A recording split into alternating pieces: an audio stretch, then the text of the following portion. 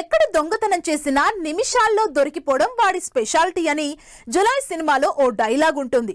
Real life లో ఈ dialogue Thaman కి బాగా సూట్ అవుతుందంటున్నారు జనాలు. అసలే కాపీ క్యాట్ అనే ట్యాగ్ లైన్ ఉన్న తమన్ ఈసారి రాజా సాబ్ తో మళ్ళీ దొరికిపోయారు. దీంతో తమన్ ట్యూన్ చేంజర్ కాదు, కాపీ కంపోజర్ అంటూ ట్రోల్ చేస్తున్నారంతా. Tollywood star music director Thaman copy composer అంటూ సోషల్ మీడియాలో పెద్ద ఎత్తున ట్రోలింగ్ నడుస్తోంది. ఈ శుక్రవారం బాక్సాఫీస్ ముందుకు వచ్చిన రాజాసాబ్ సాంగ్ ట్యూన్స్ ని తమన్ కాపీ కొట్టారనే కామెంట్స్ వినిపిస్తున్నాయి.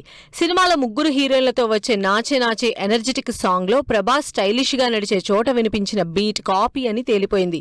ఆ బీట్ ఒరిజినల్ కంపోజర్ స్వీడన్ కి చెందిన డీజే విడోజిన్ కి డైరెక్ట్ గా దొరికిపోయారు తమన్. దీనిపై వీడియో ప్రూఫ్ తో సహా కాస్త ఘాటుగానే రియాక్ట్ అయ్యారు విడోజిన్.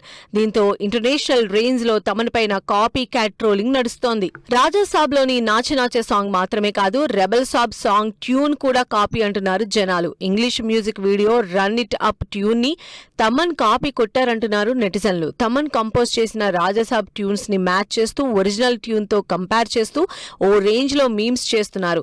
ట్యూన్స్ కాపీ విషయంలో ఇన్నాళ్లుగా మీమర్స్ కి మాత్రమే పాయింట్ అవుతూ వస్తున్న తమన్ ఇప్పుడు రాజాసాబ్ సినిమాతో ఏకంగా ఒరిజినల్ కంపోజర్ కి దొరకడంతో ఓ రేంజ్ లో ట్రోల్ చేస్తున్నారు. ఒక్క రాజాసాబ్ విషయంలోనే కాదు, ఓజీ సినిమాలోని ది ట్రాన్స్ ఆఫ్ ఓమితో పాటు సువ్వి సువ్వి పాట, బిజినెస్ మెన్ లోని పిల్లా చావ్ సాంగ్, రేసు గురంలోని స్వీటీ, బృందావనంలోని నిజమేనా వీటితో పాటు ఎన్నో సాంగ్స్ పైన తమన్ ట్యూన్స్ కాపీ అనే కామెంట్స్ వినిపించాయి.